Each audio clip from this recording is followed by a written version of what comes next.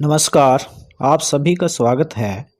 आज हम रीतिकाल के प्रसिद्ध कवि पद्माकर द्वारा रचित एक कवित्त पढ़ने जा रहे हैं। इस कवित्त में कवि ने गोकुल की होली का चित्रण किया है।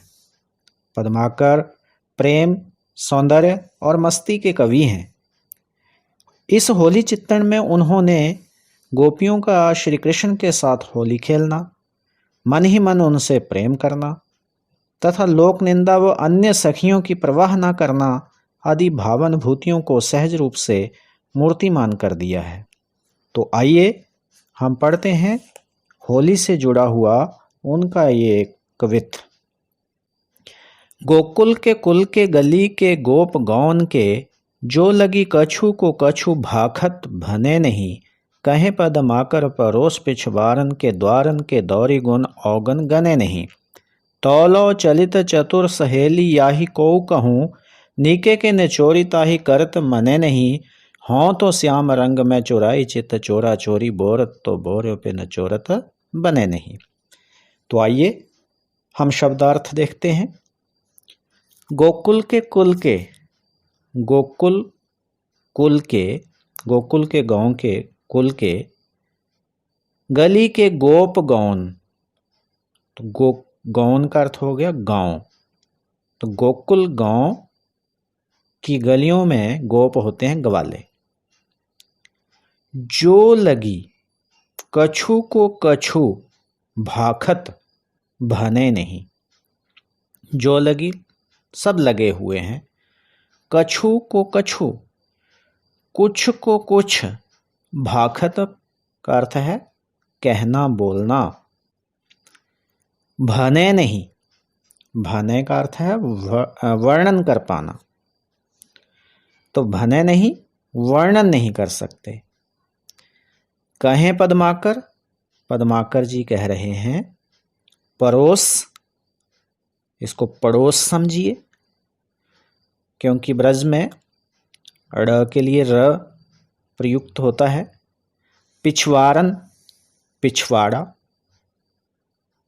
द्वारन दरवाजा, के दौरी दौड़ी दौड़कर, यहाँ भी र को अगर हम ड़ समझें तो दौरी का अर्थ हो गया दौड़ी दौड़कर। गुण न करना समझ लो, तो खड़ी बोली का गुण शब्द हो गया। अवगुण, इसको हम अवगुण समझ लें। गने नहीं, गिनती नहीं कर रहा कोई, गने नहीं कोई गिनती नहीं कर रहा, कोई परवाह नहीं कर रहा। तो लो तब तक, चलित चलते हुए भी अर्थ हो सकता है। चतुर चालाक, और चलित का अर्थ चंचल भी ले सकते हैं। सहेली सखी, याही को कहूं, जाकर कुछ ये कहती है। नीके का अर्थ है अच्छी तरह से। निचोरे, रकड़ समझे तो थोड़ा अर्थ निकल आएगा। निचोड़े या निचोड़ ले। ताही वही, करत करते हुए करना, मने नहीं मन नहीं होता। हों तो, हों का अर्थ होता है मैं, हों तो मैं तो। श्याम रंग, इसके भाई हम यहां दो अर्थ लेंगे। श्याम कहते हैं श्री कृष्ण को, श्याम रंग का हो गया अर्थ श्री कृष्ण का प्रेम, और श्याम का अर्थ होता है काला, तो श्याम रंग का अर्थ हो गया काला रंग। तो श्याम रंग के हम दो अर्थ ले रहे हैं, श्री कृष्ण के प्रेम और प्रेम का रंग, और दूसरा श्याम रंग यानी काला रंग। चुराई, चुरा लिया है। चित हृदय, चोरा चोरी, चोरी चोरी, चुपके चुपके, बिना किसी को बताए। बोरत डोबना, जो डुबोना, बोर्यो, इसका अर्थ भी डुबोना, डुबोना।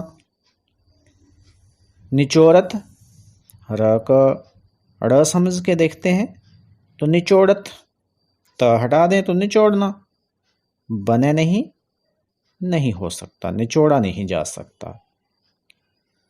तो इस छंद में कवि ने होली की मस्ती का वर्णन किया है, साथ ही होली के इस अवसर पर गोपियों का श्री कृष्ण के प्रति प्रेम भाव भी यहाँ व्यक्त कर दिया है। सभी गोपियाँ श्री कृष्ण के प्रेम में रंगी हुई हैं, सभी कृष्ण के साथ होली खेलने की इच्छा रखती हैं, लेकिन सब पर कृष्ण के द्वारा गिराया गया रंग नहीं गिरता है। किसी एक सहेली पर, किसी एक गोपिका पर वह रंग गिर जाता है तो वह उस रंग को निचोड़ना नहीं चाहती। तो ये रंग जो है किसी दूसरी गोपिका जिस पर कृष्ण अभी रंग नहीं फेंक पाए हैं, उससे ईर्ष्या भाव से ये बात देखी नहीं जा पा रही है। तो इसी मनोभावना को व्यक्त करते हुए कवि कहते हैं कि गोकुल गांव की गलियों में सारे ग्वाले इकट्ठे होकर होली खेल रहे हैं और होली के अवसर पर एक दूसरे को क्या कुछ कह रहे हैं, क्या हास परिहास कर रहे हैं। और ये हास परिहास इतने निम्न स्तर का है, कवि कहता है कि मैं उसका वर्णन नहीं कर सकता, शब्दों में मैं उसका बखान नहीं कर सकता। होली मन के भेद मिटाती है, होली परस्पर प्रेम बढ़ाती है, और ये हास परिहास दूसरों के दिल दुखाने के लिए नहीं है, लेकिन प्रेम की प्रकाष्ठा को व्यक्त करने के लिए है कि कोई किसी भी तरह का, किसी की भी बात का बुरा ही नहीं मानता। कहे पद्माकर, पद्माकर जी कहते हैं परोस पिछवारन के, ये होली का हुड़दंग तो हर जगह देखा जा सकता है, गोकुल के हर कोने में देखा जा सकता है। पड़ोस में देखिए वहां दिख जाएगा, घर के पिछवाड़े में देखिए वहां दिख जाएगा, घर के सामने वाले दरवाजे पर देखिए वहां भी लोग होली के हुड़दंग में होली के लिए दौड़े हुए हैं, एक दूसरे पर रंग फेंकने के लिए दौड़ रहे हैं। और गुण अवगुण गने नहीं, होली ने सभी को समभाव कर दिया है, सभी को एक बराबर कर दिया है। कोई भी किसी के गुण अवगुण की चर्चा नहीं कर रहा। कहने का भाव ये है कि होली ने सारे भेद मिटा दिए हैं। अब ना तो यहाँ कोई जात पात का बंधन है, ना यहाँ कोई अमीर गरीब का बंधन है, ना यहाँ कोई रंग भेद है, सबको एक समान बना दिया है। कोई किसी के गुण अवगुण नहीं गिन रहा, किसी के बीच भी, किसी के हृदय में एक दूसरे के लिए कोई भी मन भेद दिखाई नहीं दे रहा। यही होली का सौंदर्य है, यही होली का औचित्य है। ये प्रेम भाव बढ़ाने के लिए त्योहार मनाया जाता है। और फिर ये होली तो है ही कृष्ण के साथ खेली जा रही है, जो स्वयं प्रेम स्वरूप हैं।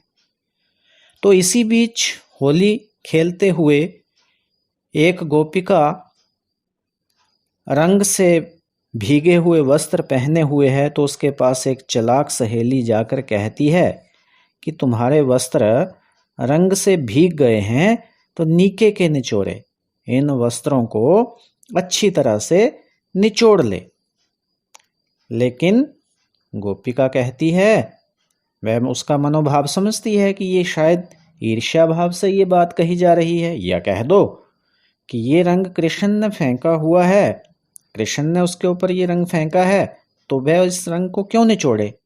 मुझे किसी की परवाह नहीं, मैं किसी की लोक निंदा या किसी भी सखी की किसी भी बात की परवाह नहीं करती, क्योंकि वह खुलेआम घोषणा करती है कि हों तो श्याम रंग में चुराई चित चोरा चोरी।